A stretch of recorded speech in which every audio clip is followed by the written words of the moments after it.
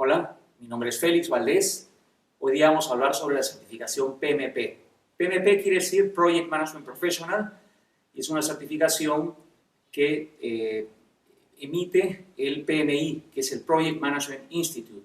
Garantiza que los profesionales tienen los conocimientos, habilidades y horas de vuelo o experiencia en proyectos, ¿no? Utilizando las técnicas que están descritas en la guía para el cuerpo de conocimientos, que se llama el PMBOK, Project Management Body of Knowledge.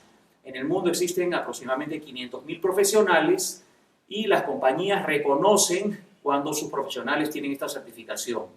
Los invito a que se certifiquen y que sean parte del grupo de profesionales que lidera los proyectos exitosos en el mundo y que sean PMPs. Muchas gracias.